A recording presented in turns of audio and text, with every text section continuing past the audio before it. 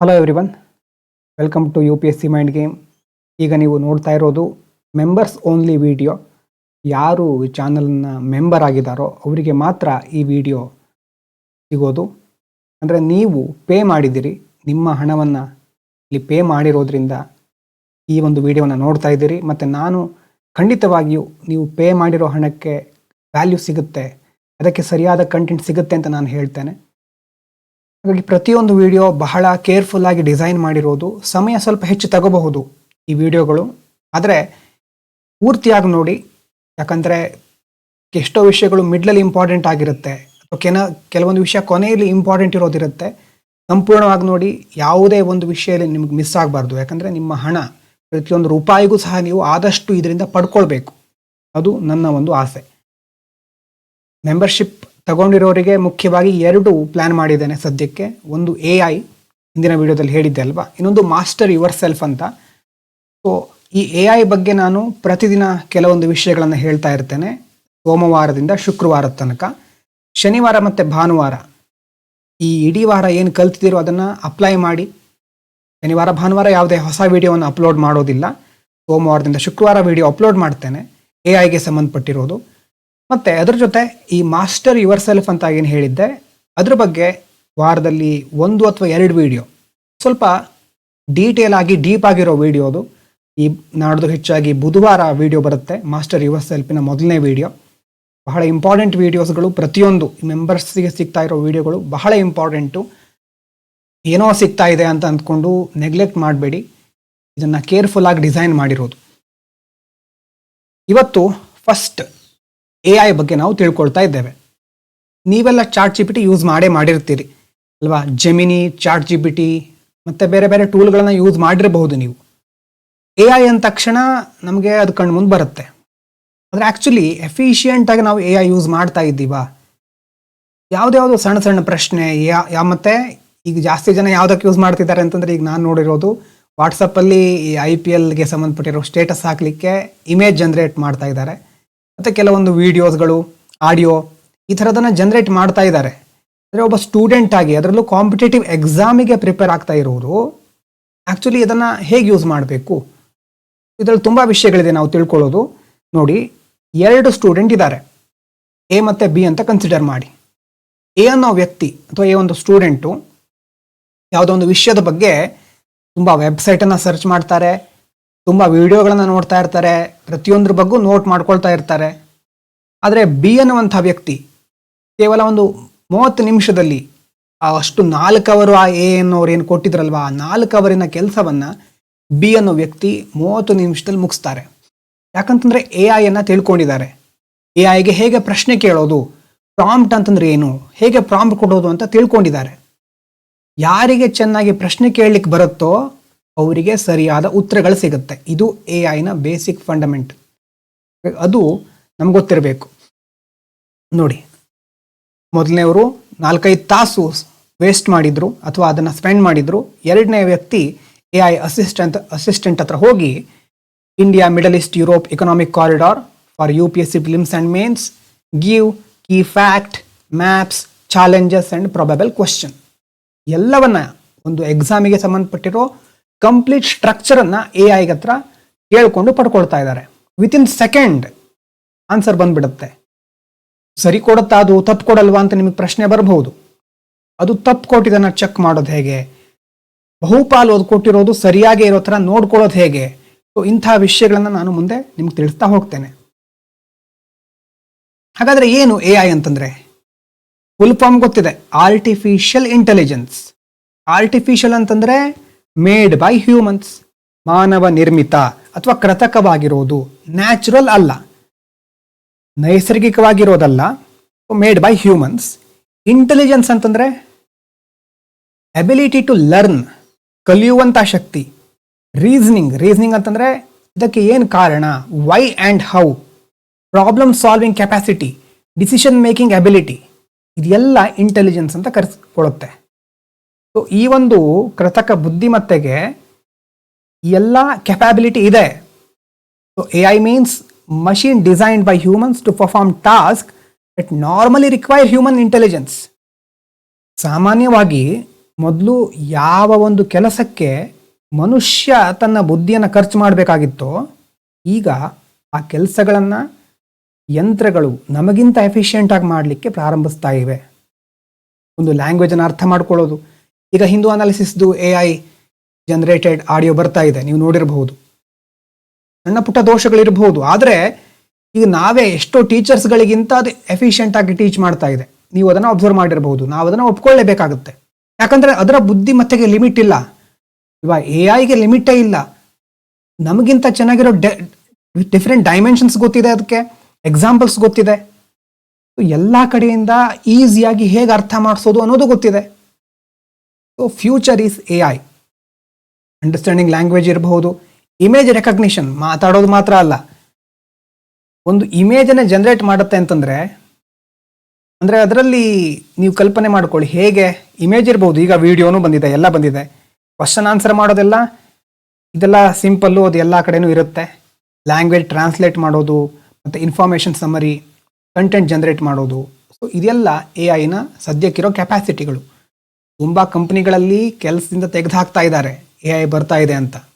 ಆಗಲೇ ನಾವು ಅರ್ಥ ಮಾಡ್ಕೊಳ್ಬೇಕು ಅಲ್ವಾ? ಒಬ್ಬ ಎಷ್ಟೋ ಸಾವಿರಾರು ಜನರನ್ನು ಕೆಲಸದಿಂದ ತೆಗೆದುಹಾಕ್ತಾ ಇದ್ದಾರೆ ಅಂತಂದರೆ AI ಎಷ್ಟರ ಪ್ರಮಾಣದಲ್ಲಿ, ಯಾವ ಪ್ರಮಾಣದಲ್ಲಿ ಮಾರ್ಕೆಟನ್ನು ಆಕ್ರಮಿಸ್ಕೊಳ್ತಾ ಇದೆ ಅಂತ. ಯಾರು AI ಬಗ್ಗೆ ತಿಳ್ಕೊಳ್ತಾರೋ ಅವರು ಮುಂದಿರ್ತಾರೆ. ಯಾರು AI ಅನ್ನೋದೇನು ಎಲ್ಲ ಹೈಪ್, ಅದು ಏನೂ ಉಪಯೋಗ ಇಲ್ಲ, AI ಯಾವಾಗಲೂ ರಾಂಗ್ ಆನ್ಸರ್ ಕೊಡುತ್ತೆ ಹೇಳ್ತಾ ಇರ್ತಾರಲ್ವ, ಅವರಿಗೆ ಗೊತ್ತಾಗತ್ತೆ ಭವಿಷ್ಯದಲ್ಲಿ.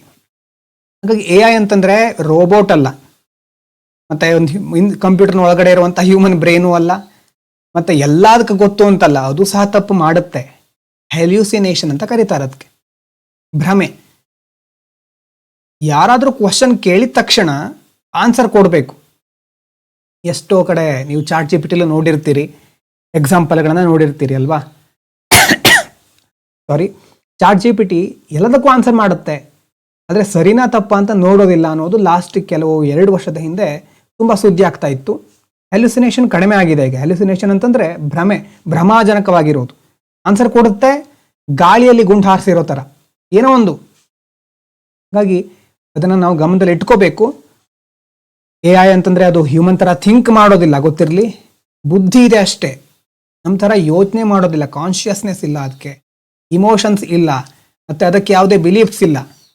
ಅದನ್ನು ಟ್ರೈನ್ ಮಾಡಿರೋರು ಡೇಟಾ ಕೊಡ್ತಾರೆ, ಅದಕ್ಕೆ ಕೊಟ್ಟಿರೋ ಡೇಟಾವನ್ನು ಅದು ಅನಲೈಸ್ ಮಾಡುತ್ತೆ, ಅದರ ಮೇಲೆ ತನ್ನದೇ ಆದ ರೀತಿಯಲ್ಲಿ ಪ್ಯಾಟರ್ನ್ ರೆಕಗ್ನೈಸ್ ಮಾಡುತ್ತೆ, ಆಮೇಲೆ ಅದನ್ನು ಕಲಿಯುತ್ತೆ, ಮತ್ತು ತನ್ನನ್ನು ತಾನೇ ಡೆವಲಪ್ ಮಾಡ್ಕೊಳ್ತಾ ಹೋಗುತ್ತೆ. ಅದು ಮೇನ್ ವಿಷಯ. ಈಗ ಒಂದು ಕ್ಯಾಲ್ಕುಲೇಟರ್ ಇದೆ, ಆ ಕ್ಯಾಲ್ಕುಲೇಟ್ರು ಯಾವತ್ತೂ ಕಂಪ್ಯೂಟರ್ ಆಗೋದಿಲ್ಲ ಅಲ್ವಾ? ನೀವು ಕ್ಯಾಲ್ಕುಲೇಟರ್ ನಿಮ್ಮ ಮನೆಗೆ ತೆಗೆದುಕೊಂಡು ಬರ್ತೀರಿ, ತೆಗೆದುಕೊಂಡು ಬಂದ ದಿನ ಅದು ಕ್ಯಾಲ್ಕುಲೇಟರ್ ಆಗಿರುತ್ತೆ, 5-6 ವರ್ಷದ ನಂತರ ಅದು ಕ್ಯಾಲ್ಕುಲೇಟರ್ ಆಗೇ ಇರುತ್ತೆ. ಆದರೆ ಆರ್ಟಿಫಿಷಿಯಲ್ ಇಂಟೆಲಿಜೆನ್ಸ್ ಆಗಲ್ಲ. 2-3 ವರ್ಷದ ಹಿಂದೆ ಯಾವ AI ಮಾಡೆಲ್ಗಳಿತ್ತೋ ಅದೆಲ್ಲ ಆಬ್ಸೊಲ್ಯೂಟ್ ಆಗಿಬಿಟ್ಟಿದೆ, ಅದೆಲ್ಲ ಹಳೆ ಕಾಲಕ್ಕೆ ಸೇರ್ಕೊಂಡ್ಬಿಟ್ಟಿದೆ. ಪ್ರತಿದಿನ ತನ್ನನ್ನು ತಾನು ಡೆವಲಪ್ ಮಾಡ್ಕೊಳ್ಳೋ ಕೆಪಾಸಿಟಿ AIಗಿದೆ. ಅದೇ ಬೇರೆ ಟೆಕ್ನಾಲಜಿಗೂ AIಗೂ ಇರೋ ಡಿಫ್ರೆನ್ಸು. ತುಂಬ ಜನ ಹೇಳ್ತಾರಲ್ವಾ, ಮಷೀನ್ಗೆ ಒಂದು ಲಿಮಿಟ್ ಇರುತ್ತೆ. ಹೌದು, ಬೇರೆ ಬೇರೆ ಮಷೀನ್ಗೆ ಲಿಮಿಟ್ ಇರುತ್ತೆ. ಆದರೆ ಇದು ಮಷೀನ್ ಅಂತಂದರೆ ಯಾಂತ್ರಿಕ ಕೆಲಸ ಮಾತ್ರ ಮಾಡ್ತಾ ಇಲ್ಲ, ಬೌದ್ಧಿಕ ಕೆಲಸ ಮಾಡ್ತಾ ಇದೆ. ಬುದ್ಧಿಮತ್ತೆಗೆ ಲಿಮಿಟ್ ಇಲ್ವಲ್ಲ, ಅದನ್ನು ಅವರು ಅಬ್ಸರ್ವ್ ಮಾಡೋದಿಲ್ಲ. ಹಾಗಾಗಿನೇ ತುಂಬ ಕಡೆ AI ಬಗ್ಗೆ ಫಿಯರು ಕ್ರಿಯೇಟ್ ಆಗ್ತಾ ಇದೆ, ಮತ್ತು AI ಹೊಸ ಜಾಬ್ ಕ್ರಿಯೇಟ್ ಆಗುತ್ತೆ ಅನ್ನುವಂಥ ಹೋಪ್ ಸಹ ಇದೆ. ಹಾಗಾಗಿ AI ಅಂದರೆ ಒಂಥರ millions of books, articles, conversation ಇದೆಲ್ಲವನ್ನ ಓದಿದೆ ಅದು ಮೊದಲೇ. ಎಲ್ಲದರಿಂದ ಅದಕ್ಕೆ ನಾಲೆಜ್ ಇದೆ, ಎಕ್ಸ್ಟ್ರಾರ್ಡಿನರಿ ಮೆಮೊರಿ ಇದೆ. ಈ ಒಂದು ಕ್ವಶನ್ ಕೇಳಿದ ತಕ್ಷಣ ನಿಮಗೆ ಸರಿಯಾದ ಉತ್ತರ ಎಲ್ಲಿಂದ ಕೊಡಬೇಕು, ನಾನು ನಿಮ್ಮ ಕ್ವಶನ್ ಆಧಾರದ ಮೇಲೆ ನೀವು ಕೇಳಿರೋ ಕ್ವಶನ್ಗೆ ಉತ್ತರ ಕೊಡೋದು ಅದರ ಜವಾಬ್ದಾರಿ. ಹಾಗಾಗಿ ವೆನ್ ಯು ಆಸ್ಕ್ ಕ್ವಶನ್, ಆ AI ಅನ್ನೋದು predicts the most useful response based on everything they have learned. ಇಲ್ಲಿ ತನಕ ಏನೇನು ಕಲ್ತ್ಕೊಂಡಿತ್ತೋ ಅದು ಎಲ್ಲದರ ಆಧಾರದ ಮೇಲೆ ಬೆಸ್ಟ್ ಪಾಸಿಬಲ್ ಸೊಲ್ಯೂಷನನ್ನು ಕೊಡೋದು AI ಕೆಲಸ. ನಮಗೆಲ್ಲ ಏನು ಅನಿಸುತ್ತೆ, ಇಂಟೆಲಿಜೆಂಟ್, ಎಷ್ಟು ಎಲ್ಲ ಗೊತ್ತಲ್ವಾ ಇದಕ್ಕೆ ಅಲ್ವಾ? ಈಗ ನೀವು ಒಬ್ಬ ಫ್ರೆಂಡ್ ಥರ ಚಾಟ್ ಮಾಡಿ, ಚಾಟ್ GPT ಜೊತೆ ಮಾಡುತ್ತೆ. ನೀವು ಬೇಕಾದರೆ ರೈಟ್ ಅ ಲೀವ್ ಲೆಟರ್ ಅಂತ ಕೇಳಿದರೆ ತಕ್ಷಣ ಕೊಟ್ಬಿಡುತ್ತೆ. ಯಾಕೆ ಹೇಳಿ? ಅದು ಈಗಾಗಲೇ ಮಿಲಿಯನ್ಸ್ ಆಫ್ ಅಂತ ಲೀವ್ ಲೆಟರ್ಗಳನ್ನ ಸ್ಟಡಿ ಮಾಡಿದೆ, ಟ್ರೈನಿಂಗ್ ಮಾಡಬೇಕಾದ್ರೆ ಅದಕ್ಕೆ ಆ ಪ್ಯಾಟರ್ನ್ ರೆಕಗ್ನೈಸ್ ಮಾಡಿದೆ. ಅದಕ್ಕೋಸ್ಕರ ಅದಕ್ಕೆ ಆ ಥಿಂಕಿಂಗ್ ಕೆಪಾಸಿಟಿ ಇರೋದು. ಮತ್ತು ಟ್ರೆಡಿಷನಲ್ ಸಾಫ್ಟ್ವೇರಿಗೂ ಮತ್ತು ಎ ಐಗೂ ಏನು ಡಿಫ್ರೆನ್ಸ್ ಅಂತಂದರೆ, ಅಲ್ಲಿ ಇನ್ಪುಟ್ ಇರ್ತಿತ್ತು. ಅಂದರೆ ನೀನು ಹೀಗೆ ಮಾಡಬೇಕು, ಇಂತಿಂಥ ವಿಷಯಗಳನ್ನು ಉಪಯೋಗಿಸ್ಕೊಂಡು ಹೀಗೆ ಮಾಡಬೇಕು ಅಂತ ರೂಲ್ಸ್ ಇರ್ತಾ ಇತ್ತು. ಆಮೇಲೆ ಅದಕ್ಕೆ ಸರಿಯಾಗಿ ಔಟ್ಪುಟ್ ಬರ್ತಾ ಇತ್ತು. 2+2 ಇದು ಕ್ಯಾಲ್ಕುಲೇಟರ್ನ ಒಂದು ಕೆಲಸ. 2+2 ಆ ಬಟನ್ 2 ಅನ್ನೋಂಥ ಬಟನ್ನು, ಇನ್ನೊಂದು +2 ಈ ಪ್ರೆಸ್ ಮಾಡಿದಾಗ ಅಲ್ಲಿ 4 ಅನ್ನೋದು ಬರಬೇಕು, ಈಕ್ವಲ್ ಸೈನ್ ಕೊಟ್ಟಾಗ. ಅದು ಕ್ಯಾಲ್ಕುಲೇಟರ್ ಕೆಲಸ. ಅದನ್ನು ಬಿಟ್ಟು ಹೊರಗಡೆ ಹೋಗೋ ಶಕ್ತಿ ಕ್ಯಾಲ್ಕುಲೇಟರ್ಗೆ ಇಲ್ಲ ಅಲ್ವಾ? ಅದಕ್ಕೆ ಫಿಕ್ಸ್ಡ್ ರೂಲ್ಸ್ ಇರ್ತಾ ಇತ್ತು. ಆದರೆ ಎ ಐಗೆ ಇನ್ಪುಟ್ ಕೊಡ್ತಾರೆ, ರೂಲ್ಸ್ ಅನ್ನೋದು ಇರುತ್ತೆ. ಆದರೆ ಆ ರೂಲ್ಸ್ ಅನ್ನು ಅದು ಮಾಡಿಫೈ ಮಾಡ್ಕೊಳ್ತಾ ಹೋಗುತ್ತೆ. ಹೇಗೆ ಅಂತಂದರೆ ಲರ್ನಿಂಗ್ ಫ್ರಾಮ್ ಪ್ಯಾಟರ್ನ್ಸ್. ನಿಮ್ಮನ್ನೇ ಒಂದು ಲೈಬ್ರರಿಗೆ ತೆಗೆದುಕೊಂಡು ಹೋಗಿದ್ದಾರೆ ಅಂತ ಇಟ್ಕೊಳ್ಳಿ. ಲೈಬ್ರರಿಗೆ ತೆಗೆದುಕೊಂಡು ಹೋಗಿ ಒಂದು 100 ಪುಸ್ತಕ ಇಟ್ಟಿದ್ದಾರೆ. 100 ಪುಸ್ತಕವನ್ನು ಓದಬೇಕು ನೀವು. ಮೊದಲು ಹೇಗೆ ಹೋಗಿದ್ರೋ ಎಲ್ಲ ಪುಸ್ತಕ ಓದಾದ್ಮೇಲೆ ವಾಪಸ್ ಬರಬೇಕಾದ್ರೆ ಹಾಗೆ ನೀವು ಇರೋದಿಲ್ಲ. ಸರಿಯಾಗಿ ಓದಿದ್ರೆ ಎಷ್ಟೋ ವಿಷಯಗಳನ್ನು ತಿಳ್ಕೊಂಡಿರ್ತೀರಿ. ಎ ಐ ಸಹ ಹಾಗೆ ಇದನ್ನೆಲ್ಲವನ್ನು ಸ್ಟಡಿ ಮಾಡಿ ಪ್ಯಾಟರ್ನ್ ರೆಕಗ್ನೈಸ್ ಮಾಡಿ ಆಮೇಲೆ ಒಂದು ಔಟ್ಪುಟ್ ಕೊಡುತ್ತೆ.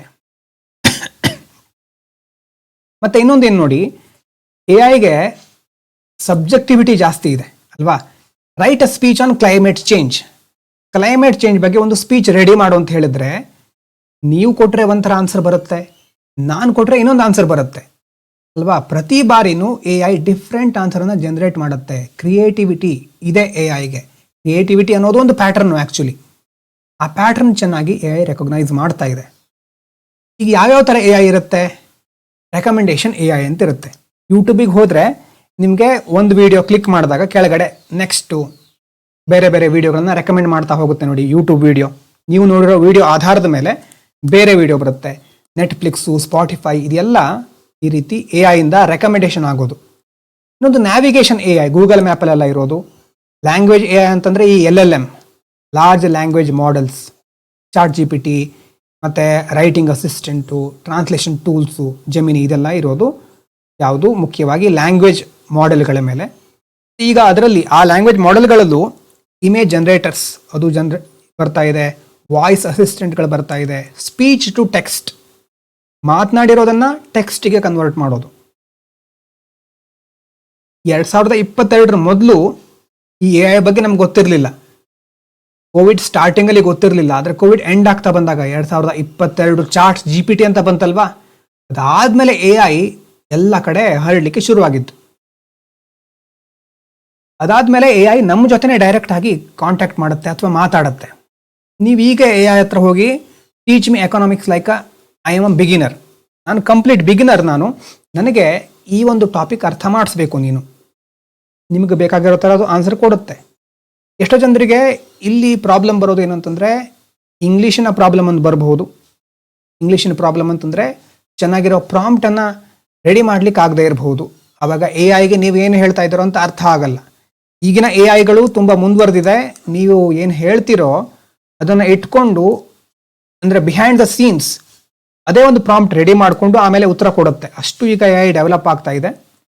ಆದರೆ ಪ್ರಾಂಪ್ಟ್ ಚೆನ್ನಾಗಿ ಕೊಡೋರು ತುಂಬ ಹೆಲ್ಪನ್ನು ಪಡ್ಕೋಬಹುದು ಎ ಐಯಿಂದ. ನಾವು ಏನೇನು ಮಿಸ್ಟೇಕ್ ಮಾಡ್ತೇವೆ? ಪ್ರತಿ ಬಾರಿ ನೀವು ಎ ಐ ಕೊಟ್ಟಿದ್ದನ್ನು ಕರೆಕ್ಟು ಅಂತ ಅಂದ್ಕೊಳ್ಳೋದು. ಉಪನಿಷತ್ನಲ್ಲಿ ಒಂದು ಮಾತು ಬರುತ್ತೆ, ಅದನ್ನು ಇಲ್ಲೇ ಹೇಳ್ಬಿಡ್ತೇನೆ. ಈಗ ಅವಿದ್ಯೆ ಅಂತಂದರೆ ಇಗ್ನೋರೆಂಟ್ ಪೀಪಲ್, ಕತ್ತಲಲ್ಲಿರ್ತಾರೆ, ಅಜ್ಞಾನಿಗಳು ಕತ್ತಲಲ್ಲಿರ್ತಾರೆ. ಆದರೆ ಬರೀ ವಿದ್ಯೆಯನ್ನೇ ನಂಬುದವರು ಇನ್ನೂ ಗಾಢವಾದ ಅಂಧಕಾರದಲ್ಲಿರ್ತಾರೆ ಅಂತ ಹೇಳ್ತಾರೆ. ಅಂದರೆ ಏನಾದ್ರ ಅರ್ಥ? ವಿದ್ಯೆಯನ್ನು ಪಡ್ಕೋಬೇಕು, ಆದರೆ ನಮ್ಮ ಕಣ್ಣನ್ನು ತೆರೆದಿಟ್ಕೋಬೇಕು ಜಗತ್ತಿನ ಜೊತೆ. ಬರೀ ವಿದ್ಯೆಯಲ್ಲೇ ಮುಳುಗಿರೋದಲ್ಲ, ವಿದ್ಯೆಯ ಜೊತೆ ನಮ್ಮ ಆ್ಯಕ್ಷನ್ ಇರಬೇಕು. Knowledge without action is useless ಅಲ್ವಾ? ಹಾಗಾಗಿ ಇಲ್ಲಿ ಸಹ ಅದೇ ಒಂದು ಮಾತು ನಂಗೆ ನೆನಪಾಗುತ್ತೆ. ಯಾಕಂತಂದರೆ ಎ ಐ ಹತ್ರ ಕ್ವಶನ್ ಕೇಳ್ತಾರೆ ಕೆಲವರು. ಹೇಗಿರುತ್ತೆ ಅಂತಂದರೆ, ನನಗೆ ಎಸ್ಸೆ ರೆಡಿ ಮಾಡಿಕೊಡು, ನನಗೆ ಈ ಒಂದು ಆನ್ಸರ್ನ ಕಂಪ್ಲೀಟ್ ರೆಡಿ ಮಾಡಿಕೊಡು, ನಾನು ಕಾಪಿ ಮಾಡ್ಕೊಳ್ತೇನೆ. ಇದೆಲ್ಲ ವರ್ಸ್ಟ್ ಯೂಸ್ ಕೇಸ್ಗಳು. ನಾನು ಕೆಲವೊಂದು ಸಾರಿ ಈಗ ಫೆಲೋಶಿಪ್ ಅಲ್ಲಿ ಇರ್ಬೋದು, ಕೆಲವೊಬ್ರು ಬರೆದ ಆನ್ಸರ್ನ ನೋಡಿದಾಗ ಕೆಲವೊಂದು ಎ ಐ ವರ್ಡ್ಸ್ ಇರುತ್ತೆ ಅದರಲ್ಲಿ. ಆದರೆ ನಾನು ಹಿಂದೊಂದು ಕಡೆ ಕೆಲಸ ಮಾಡಿದ್ದೆ, ಎ ಐ ಟೂಲ್ಗಳ ಮೇಲೆ ಕೆಲಸ ಮಾಡಿದ್ದು. ಅಲ್ಲಿ ಎ ಐ ಡಿಟೆಕ್ಟರ್ ಅಂತ ಇರ್ತಿತ್ತು. ಎ ಐ ಡಿಟೆಕ್ಟರ್ ಅಂತಂದರೆ ನೀವು ಬರೆದಿರೋ ಆನ್ಸರಲ್ಲಿ ಎಷ್ಟು ಎ ಐ ಜನರೇಟೆಡ್ ವರ್ಡ್ ಇದೆ ಅಂತ ಅದು ಕ್ಯಾಲ್ಕುಲೇಟ್ ಮಾಡುತ್ತೆ.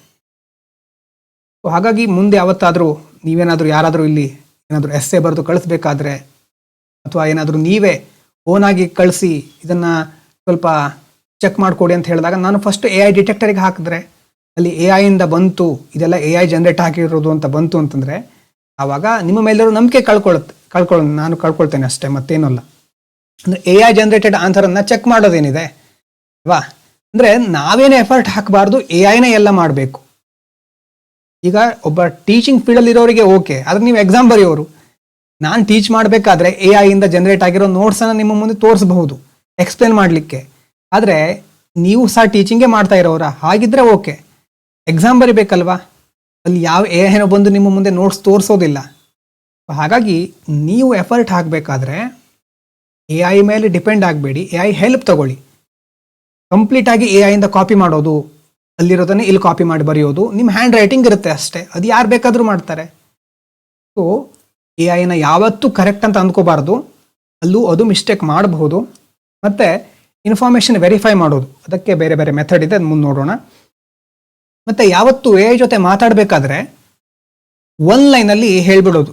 ನಮಗೆಲ್ಲ ಗಡಿಬಿಡಿ ಅಲ್ವಾ, tell me about economy, sudden ಆಗಿ ಏನೋ ಬಂತು, ನನಗೆ ಇದನ್ನು ಎಕ್ಸ್ಪ್ಲೇನ್ ಮಾಡು, ಎಕ್ಸ್ಪ್ಲೇನ್ ಇನ್ಫ್ಲೇಷನ್, ಒಂದು ಲೈನಲ್ಲಿ ಕೊಟ್ಬಿಟ್ರಿ, ಆವಾಗ ಎ ಐ ಜನರಲ್ ಆನ್ಸರ್ ಕೊಡುತ್ತೆ.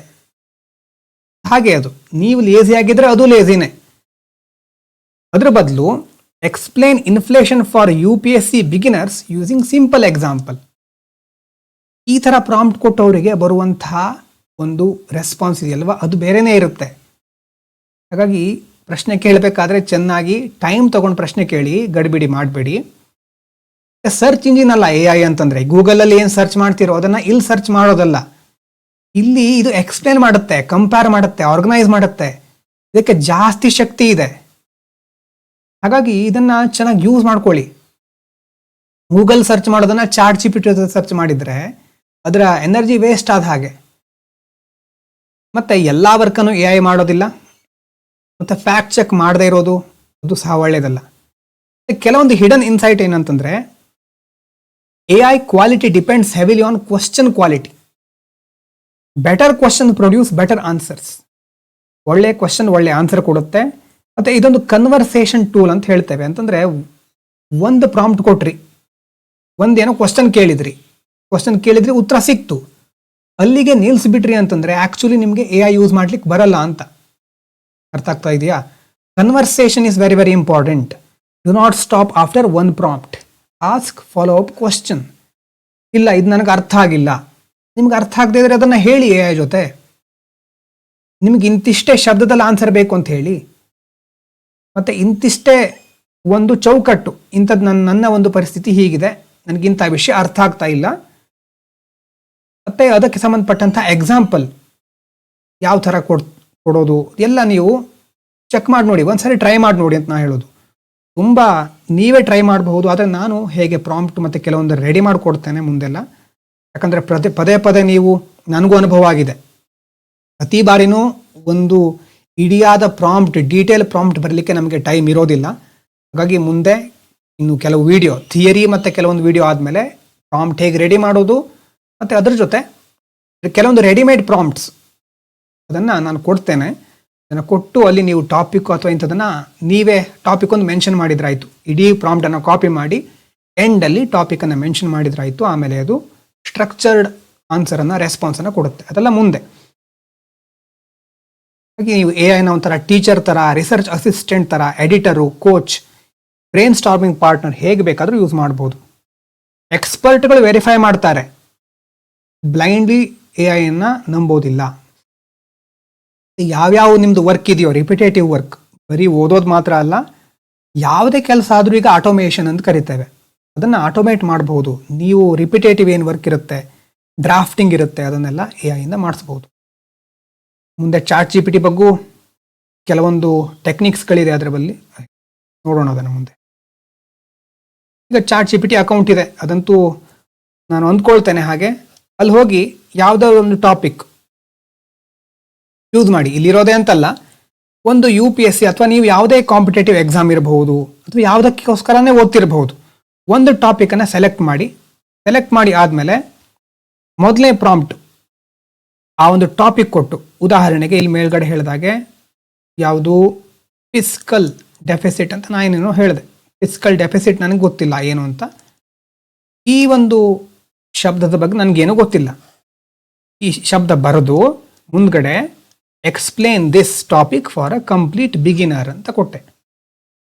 ಅದು ಒಂದು ಉತ್ತರ ಕೊಡುತ್ತೆ. ಅರ್ಥ ಆಯ್ತಾ ಆಗಿಲ್ವಾ ಚೆಕ್ ಮಾಡಿ. ಆಗಿಲ್ಲ ಅಂತಂದರೆ ನೋ ಐ ಹ್ಯಾವೆಂಟ್ ಅಂಡರ್ಸ್ಟುಡ್ ಅಂತ ಕೊಡಬೇಕಾಗತ್ತೆ. ಅದಕ್ಕೆ ಅಲ್ಲೇ ಅರ್ಥ ಆಗಿಲ್ಲ ಅಂತ ಕೆಲವರು ಬಿಟ್ಬಿಡ್ತಾರೆ. ಇಲ್ಲ, ಟೆಲ್ ಮೀನ್ ಮೋರ್ ಈಸಿ ಇಂಟ್ರೆಸ್ಟಿಂಗ್ ಮ್ಯಾನರ್ ಅಂತ ಕೊಡಿ. ಇಂಟ್ರೆಸ್ಟಿಂಗ್ ವೇದಲ್ಲೂ ಸಹ ಕೊಡುತ್ತೆ ಅದು. ಸೊ ಒಂದು explain this topic for complete beginner, ಮತ್ತು ಗಿವ್ ರಿಯಲ್ ಲೈಫ್ ಎಕ್ಸಾಂಪಲನ್ನು ಕೊಡ್ಲಿಕ್ಕೆ ಹೇಳಿ. ಮತ್ತು 10 MCQ ಇದ್ರ ಮೇಲೆ ಒಂದು 10 MCQ ಕೊಡ್ಲಿಕ್ಕೆ ಹೇಳಿ, ನಿಜವಾಗ್ಲೂ ಎಷ್ಟು ಅರ್ಥ ಆಗಿದೆ ನಿಮಗೆ. ಮತ್ತು explain where students commonly get confused. ಇಲ್ಲೇನೋ ಅರ್ಥ ಆಗಿರುತ್ತೆ, ಆದರೆ ಬೇರೆ ಯಾವುದೋ ಟಾಪಿಕ್ ನೋಡಿದ ಮೇಲೆ ಅದಕ್ಕೆ ಕನ್ಫ್ಯೂಷನ್ ಸ್ಟಾರ್ಟ್ ಆಗುತ್ತೆ. ಹಾಗಾಗಿ ಅಲ್ಲಿ ಮತ್ತೆ ನೀವು ಪ್ರಾಂಪ್ಟ್ ಕೊಡಬೇಕಾಗತ್ತೆ. ಈ ಥರ ಇದಕ್ಕೆ ಲಿಮಿಟ್ ಇಲ್ಲ, ಎಷ್ಟು ಬೇಕಾದರೂ ಮಾಡ್ತಾ ಹೋಗ್ಬೋದು. ಇದು ನಿಮ್ಮ ಒಂದು ರಿಕ್ವೈರ್ಮೆಂಟ್ ಎಷ್ಟಿದೆ ಅನ್ನೋದ್ರ ಮೇಲೆ. ಈಗ ಒಂದು ಎಕ್ಸಾಂಪಲ್ ನೋಡೋಣ ಬೇಕಿದ್ರೆ. ಎಕ್ಸಾಂಪಲ್ ಅಂತ ನಾನು ಇದನ್ನು ಆಮೇಲೆ ಡಿಸ್ಕ್ರಿಪ್ಷನ್ನಲ್ಲಿ ಕೊಟ್ಟಿರ್ತೇನೆ, ಕಾಪಿ ಮಾಡಿ ಅದನ್ನು ನೀವು ಟೆಸ್ಟ್ ಮಾಡಬಹುದು. ಮತ್ತು ಇಲ್ಲಿ ಯಾರ್ಯಾರು ನೋಡ್ತಾ ಇದ್ದೀರಿ ನೀವು ಟೆಲಿಗ್ರಾಮಲ್ಲಿ ಅಥವಾ ಈಗ UPSC ಮೈಂಡ್ ಗೇಮ್ @gmail.com ಅಲ್ಲೂ ಸಹ ಕಾಂಟ್ಯಾಕ್ಟ್ ಮಾಡಿ. ಬೇಕಿದ್ರೆ ಈ PDF ನಾನೇನು ಕ್ರಿಯೇಟ್ ಮಾಡಿರ್ತೀನಲ್ವಾ, ನಾನು ನಿಮಗೆ ಇಮೇಲ್ ಮಾಡ್ತೇನೆ. ಸೊ ಕಾಂಟ್ಯಾಕ್ಟ್ ಮಾಡಿ, ಮೆಂಬರ್ ಅಂತ ಹೇಳಿ ಟೆಲಿಗ್ರಾಮ್ನಲ್ಲಿ, ನನಗೆ ಅರ್ಥ ಆಗುತ್ತೆ ಯೂಟ್ಯೂಬ್ ಮೆಂಬರ್ ಅಂತ. ನಾನು ನಿಮ್ಮ ಇಮೇಲ್ ID ತಗೊಳ್ತೇನೆ. ಇಮೇಲ್ IDಗೆ ಇದನ್ನು PDF ಏನೇನು ಮಾಡ್ತಾ ಹೋಗ್ತೀನೋ ಎಲ್ಲವನ್ನು ಸೆಂಡ್ ಮಾಡ್ತೇನೆ. ಕಾಮನ್ ಈ ಪ್ರಾಂಪ್ಟ್ಗಳನ್ನು ನಾನು ಡಿಸ್ಕ್ರಿಪ್ಷನಲ್ಲಿ ಕೊಡ್ತೇನೆ, ಕೆಳಗಡೆ ವಿಡಿಯೋ ಡಿಸ್ಕ್ರಿಪ್ಷನಲ್ಲಿ ಇರುತ್ತೆ, ಅಲ್ಲೂ ಸಹ ನೋಡ್ಬೋದು. ಅಲ್ಲಿಂದ ಬೇಕಾದರೂ ಕಾಪಿ ಮಾಡ್ಕೋಬಹುದು. ಇಡೀ PDF ಬೇಕು ಅಂತಂದರೆ ಇಮೇಲ್ ID ಕಳಿಸಿ, ನಿಮ್ಮದು ಇಮೇಲ್ IDಗೆ ನಾನು ಸೆಂಡ್ ಮಾಡ್ತೇನೆ ಟೆಲಿಗ್ರಾಮ್ನಲ್ಲಿ. ಅಥವಾ ಮೊದಲೇ ನೀವು ನನ್ನ ಕಾಂಟ್ಯಾಕ್ಟಲ್ಲಿದ್ದರೆ ನನಗೆ ಒಂದು ಇಮೇಲ್ ಐಡಿಯನ್ನು ತಿಳಿಸಿದ್ರೆ ನಾನು ಈಸಿಯಾಗಿ ಮಾಡಬಹುದು. ಇಲ್ಲಾಂದರೆ ಕಾಂಟ್ಯಾಕ್ಟ್ ಮಾಡಿ, ಟೆಲಿಗ್ರಾಮ್ನಲ್ಲಿ ಡೈರೆಕ್ಟಾಗಿ ಮೆಸೇಜ್ ಮಾಡಬಹುದು. ಸೊ ಇಲ್ಲಿ ನೋಡ್ತಾ ಇರೋದು ಏನಂತಂದರೆ, ಒಂದು ಟಾಪಿಕ್ ಇದೆ, ಉದಾಹರಣೆಗೆ ಇಂಡಿಯನ್ ಮಾನ್ಸೂನ್ ಅಂತಿದೆ. ಹೇಗೆ ಬೇರೆ ಬೇರೆ ರೀತಿ AI ಕೊಡ್ತಾ ಹೋಗುತ್ತೆ ನೋಡಿ. ಮೊದಲನೇ ಪ್ರಾಂಪ್ಟ್ ಏನು, explain the Indian monsoon as if I am 5 to 10 years old. Use simple words, fun examples and make it easy to imagine. Prompt ನೋಡಿ, make it easy to imagine. ಬರೀ ಓದೋದಲ್ಲ, ನಾನು ಓದ್ತಾ ನಾನು ಅದನ್ನು ಕಲ್ಪನೆ ಮಾಡ್ಕೊಳ್ಳಿಕ್ಕೆ ಆಗಬೇಕು. Keep it short and engaging. ಅರ್ಥ ಆಗ್ತಾ ಇದೆಯಾ? ಎಕ್ಸ್ಪ್ಲೇನ್ ಇಂಡಿಯನ್ ಮಾನ್ಸೂನ್ ಮುಗಿದೋಯ್ತು, ಅದಲ್ಲ. ಮೊದಲನೇ ಪ್ರಾಂಪ್ಟು 5 ರಿಂದ 10 ವರ್ಷ, ನಾನು ಅಷ್ಟು ಚಿಕ್ಕವನು ಅಂತ ಅಂದ್ಕೋ. ಸಿಂಪಲ್ ವರ್ಡ್ಸಲ್ಲಿ ಫನ್ ಎಕ್ಸಾಂಪಲ್ಲು, ಅಂದರೆ ಒಂಥರ ಫನ್ನಿ ಆಗಿರಬೇಕು, ಮತ್ತು ಈಸಿ ಟು ಇಮ್ಯಾಜಿನ್ ಆ ಥರ ಇರಬೇಕು.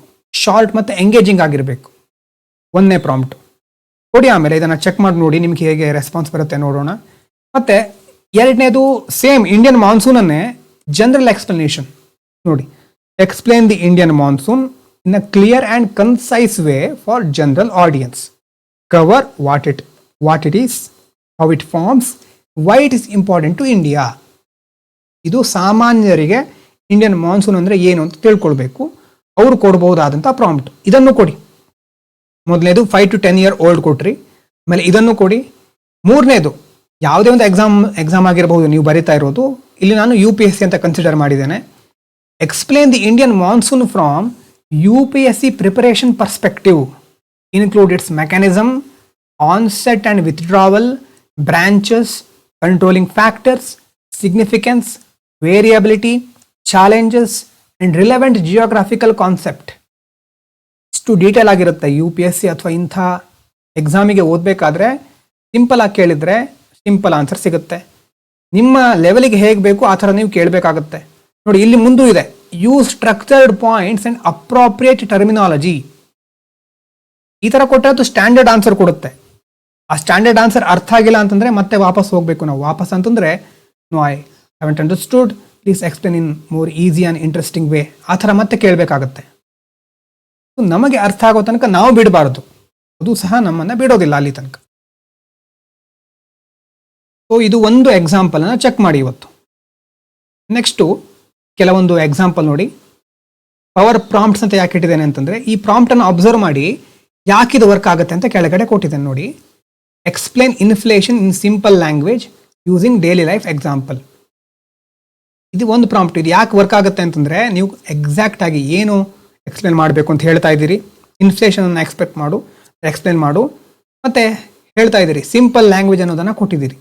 ಹಾಗಾಗಿ ಈ ಪ್ರಾಂಪ್ಟ್ ಬಿಗಿನರ್ಸಿಗೆ ಒಳ್ಳೆಯದು. ಇದಾದಮೇಲೆ ನೆಕ್ಸ್ಟ್ ಇನ್ನೊಂದು ಪ್ರಾಂಪ್ಟ್ ಇದೆ. Teach me photosynthesis as if I have never studied biology. ನೋಡಿ, ಈಗ ಇಂಗ್ಲೀಷನ್ನೆಲ್ಲ ಕಲಿಯೋರು ಇರ್ತಾರೆ, ಇಲ್ಲಿ ತನಕ ನನಗೆ ಇಂಗ್ಲೀಷ್ ಗೊತ್ತೇ ಇಲ್ಲ ಅಂತ ಅಂದುಕೋ ಅಂತ ಹೇಳಿ AI ಹತ್ರ. Teach me English. ಕೆಲವೊಂದು ಸಾರಿ ಕನ್ನಡದಲ್ಲೂ ಕೊಡಬಹುದು, ಆದರೆ ಕನ್ನಡ ನಾನು ಸಜೆಸ್ಟ್ ಮಾಡೋದಿಲ್ಲ. ಯಾಕಂದರೆ ನೀವು ಕನ್ನಡದಲ್ಲೇ ಇದ್ಬಿಡ್ತೀರಿ, ಇಂಗ್ಲೀಷ್ನಲ್ಲೇ ಕೇಳಿ ಕ್ವಶನನ್ನು. So teach me photosynthesis as if I have never studied biology. ಈ ಥರ ಪ್ರಾಂಪ್ಟ್ ಯಾಕೆ ವರ್ಕ್ ಆಗುತ್ತೆ ಅಂತಂದರೆ, ನಿಮ್ಮ ನಾಲೆಜ್ ಲೆವೆಲ್ ಏನು ಅಂತ ನೀವು ಹೇಳ್ತಾ ಇದ್ದೀರಿ.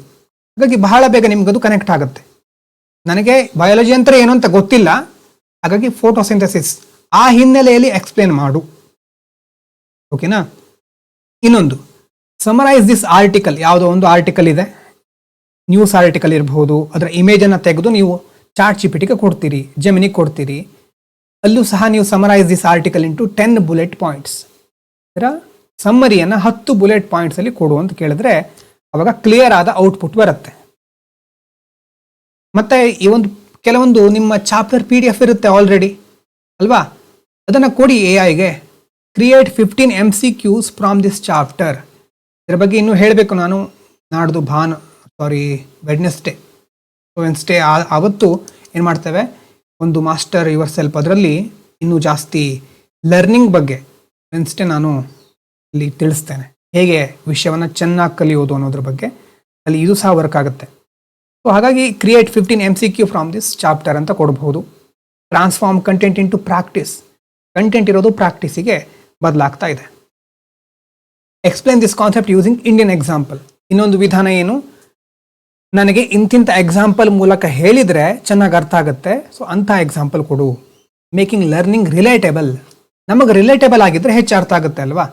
ಹಾಗಾಗಿ ರಿಲೇಟೇಬಲ್ ಎಕ್ಸಾಂಪಲ್ ಕೊಡು ಅಂತ ಕೇಳೋದು. ಇಲ್ಲಿರೋ ಪ್ರಾಂಪ್ಟನ್ನು ನೀವು ಚೆಕ್ ಮಾಡಬಹುದು, ಕೊಟ್ಟು ಅಲ್ಲಿರುವಂತಹ ಟಾಪಿಕನ್ನು ಬದಲಾಯಿಸಿ ನೀವು ನಿಮಗೆ ಬೇಕಾಗಿರೋ ಟಾಪಿಕನ್ನು ಕಲ್ತ್ಕೋಬಹುದು. ಇದು ಬಿಗಿನರ್ ಲೆವೆಲ್ ಪ್ರಾಂಪ್ಟ್. ಈಗ ನೋಡಿ, ಇಂಟರ್ಮೀಡಿಯೇಟ್ ಲೆವೆಲಿಗೆ ಹೋದರೆ 2 ವಿಷಯ ಇದೆ. ಇಲ್ಲಿರೋದು GST VAT ಅಂತಿದೆ, ಇದು ಬದಲು ನೀವು ಯಾವ್ದು ಬೇಕಾದ್ರೂ ಕೊಡಬಹುದು. Compare GST and VAT in a table for UPSC preparation. ಇಲ್ಲಿ ಸ್ಟ್ರಕ್ಚರ್ ಇದೆ ನೋಡಿ, ಸ್ಟ್ರಕ್ಚರ್ಡ್ ಕಂಪ್ಯಾರಿಸನ್. ಸ್ವಲ್ಪ ಇಂಟರ್ಮೀಡಿಯೇಟ್ ಲೆವೆಲ್, ಇದು ಬಿಗಿನರ್ ಲೆವೆಲ್ ಅಲ್ಲ. ಇನ್ನೂ ನೆಕ್ಸ್ಟ್ ಲೆವೆಲಿಗೆ ಹೋದರೆ ಅಲ್ಲೇ ಸ್ವಲ್ಪ act as UPSC mentor, identify weakness in my answer. ನೀವು ಬರೆದಿರೋ ಆನ್ಸರ್ ಕೊಟ್ಟು ಇದರಲ್ಲಿ ಏನು ವೀಕ್ನೆಸ್ ಇದೆ, ನಾನು ಎಲ್ಲಿ ಇಂಪ್ರೂವ್ ಆಗಬೇಕು, ನನ್ನ UPSC ಮೆಂಟರ್ ಥರ ವರ್ಕ್ ಮಾಡು. ಏನು ಮಾಡ್ತಾ ಇದ್ದೀರಿ, ಇಲ್ಲಿ ರೋಲ್ ಅಸೈನ್ ಮಾಡ್ತಾ ಇದ್ದೀರಿ. ಬಹಳ ಪವರ್ಫುಲ್ ಟೆಕ್ನಿಕ್ ಇದು, ಮುಂದೆ ಜಾಸ್ತಿ ಹೇಳೋನಿದ್ದೇನೆ ಇದ್ರ ಬಗ್ಗೆ. ರೋಲ್ ಅಸೈನ್ ಮಾಡೋದು ಬಹಳ ಇಂಪಾರ್ಟೆಂಟ್. ಮತ್ತೆ ಇನ್ನೊಂದು, create 7-day revision plan for Indian polity. ಇಂತಿಷ್ಟು ಚಾಪ್ಟರ್ ಇದೆ, ಈ ವಾರ ಇಷ್ಟನ್ನು ನಾನು ಓದಬೇಕು ಅಂದ್ಕೊಂಡಿದ್ದೇನೆ, ಇದಕ್ಕೆ ಒಂದು ಪ್ಲ್ಯಾನ್ ಬೇಕು ನನಗೆ. ನೀವು ಆಬ್ಜೆಕ್ಟಿವ್ ಮತ್ತು ಟೈಮ್ ಲೈನನ್ನು ಡಿಫೈನ್ ಮಾಡ್ತಾ ಇದ್ದೀರಿ, ಆವಾಗ ಅದು ಒಂದು ಔಟ್ಪುಟ್ ಕೊಡುತ್ತೆ. ಸಮಸ್ಯೆ ಏನು ಅಂತಂದರೆ, ಇಲ್ಲೆಲ್ಲ ನೀವು ಡೀಟೇಲ್ ಆಗಿ ಹೇಳ್ತಾ ಇಲ್ಲ. ನನಗೆ ಇಂತಿಂಥ ಕೆಲಸ ಇರುತ್ತೆ, ಇಂತಿಂಥ ವಿಷಯಗಳಲ್ಲಿ ಸಮಸ್ಯೆ ಬರುತ್ತೆ, ಅದು ಹೇಳದೆ ಸಹ ಕೊಟ್ಟರು ಅದೇನು ತೊಂದರೆ ಏನಿಲ್ಲ. ಅದಕ್ಕೆ ಅದು ಏನಾದರೂ ಒಂದು ಕೊಡುತ್ತೆ. ನೀವು ಎಷ್ಟು ಮಾಹಿತಿ ಅದಕ್ಕೆ ಕೊಡ್ತೀರೋ ಅಷ್ಟು ಹೆಚ್ಚು ಅದು ಒಳ್ಳೆ ರೆಸ್ಪಾನ್ಸ್ ನಿಮ್ಗೆ ಕೊಡುತ್ತೆ. ಸೊ ಬಿಗಿನರ್ಸು ಮತ್ತು ಇಂಟರ್ಮೀಡಿಯೇಟ್ ಲೆವೆಲ್ ಪ್ರಾಂಪ್ಟ್ಸ್ ನೋಡಿದ್ವಿ.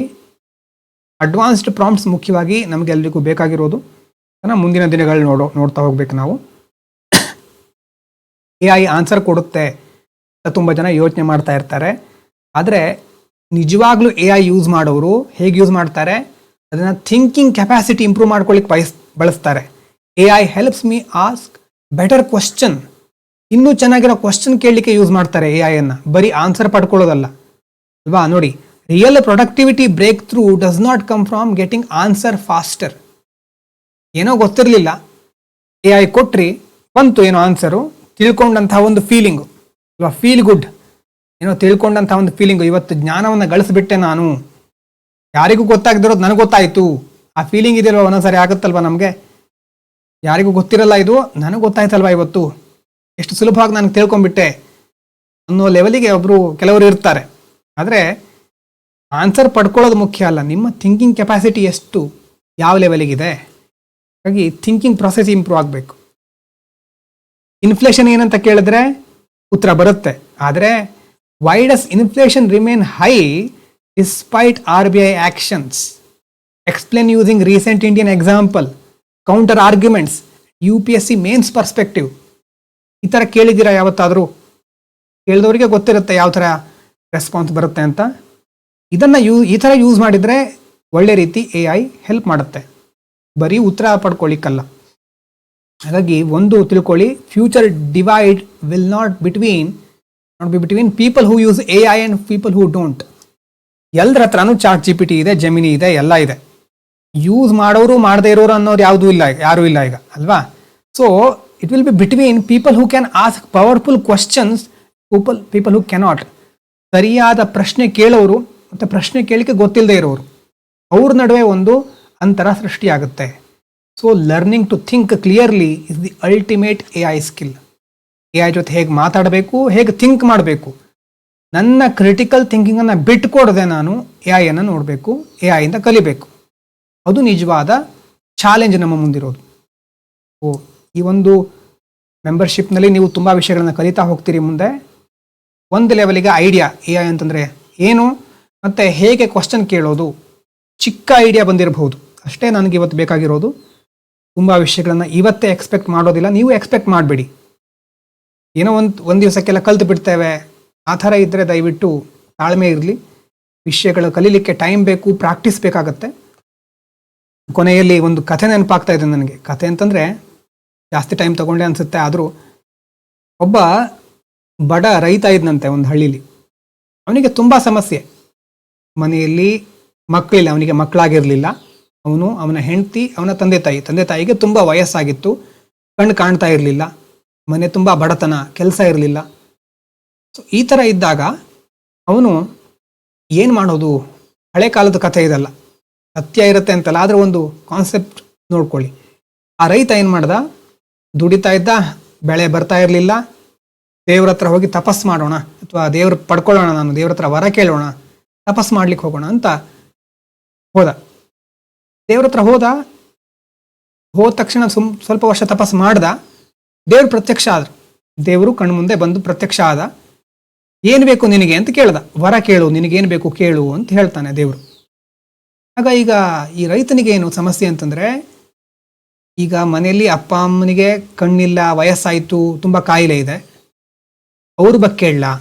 ಸೊ ನನಗೆ ಮಕ್ಕಳಿಲ್ಲ, ಮಕ್ಕಳನ್ನು ಕೊಡು ಅಂತ ಕೇಳಲ್ಲ, ಅಥವಾ ಬಡತನ ಇದೆ, ಚಿನ್ನ ಬೇಕು ಅಂತ ಕೇಳಲ್ಲ, ಆಸ್ತಿ ಬೇಕು ಅಂತ ಕೇಳಲ್ಲ, ಏನು ಕೇಳಲಿ ಅಂತ ಅವನಿಗೆ ಕನ್ಫ್ಯೂಷನ್ ಶುರು ಆಯಿತು. ದೇವರಿದ್ದಾನೆ ಮುಂದೆ ಅಲ್ವಾ, ಕನ್ಫ್ಯೂಷನ್ ಶುರು ಆಯಿತು.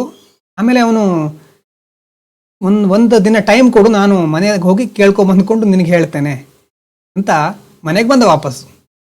ಆಮೇಲೆ ಡಿಸ್ಕಸ್ ಮಾಡಿದ್ಮೇಲೆ ಅವನ ಹೆಂಡತಿ ಅವನಿಗೆ ಹೇಳ್ತಾಳೆ, ಒಂದೇ ವರ ಕೇಳೋದು, ಹೇಗೆ ಕೇಳಿ ಅಂತಂದರೆ ಎಲ್ಲ ಕವರ್ ಆಗಿರ್ಬೇಕು ಅದರಲ್ಲಿ.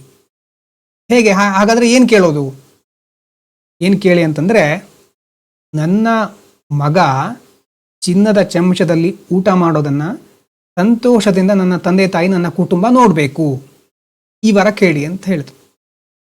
ನೋಡಿ, ನನ್ನ ಮಗ ಅಂತ ಹೇಳಿದ ತಕ್ಷಣ ಮಗು ಆಗಬೇಕು ಅಲ್ವಾ, ಒಂದು ಮಗು ಬರಬೇಕು ಅವ್ರ ಲೈಫಲ್ಲಿ.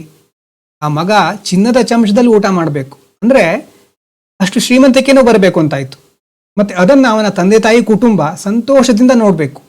ಹಾಗಾಗಿ ಆ ನೋಡಬೇಕು ಅಂದ ತಕ್ಷಣ ಅವರಿಗೆ ಕಣ್ಣಿನ ಸಮಸ್ಯೆ ಇರಬಹುದು, ಆರೋಗ್ಯದ ಸಮಸ್ಯೆ ಇರಬಹುದು, ಅದೆಲ್ಲ ಹೋಗಿ ಸಂತೋಷನೂ ಬರುತ್ತೆ. ಸೊ ಆ ಥರ ಪ್ರಾಂಪ್ಟ್ ರೆಡಿ ಮಾಡಿದ್ದಾನೆ ಅವನು. ನೀವು ಸಹ ಅಂಥ ಪ್ರಾಂಪ್ಟ್ಗಳನ್ನು ಮುಂದಿನ ದಿನಗಳಲ್ಲಿ ರೆಡಿ ಮಾಡ್ತೀರಿ. Thank you so much.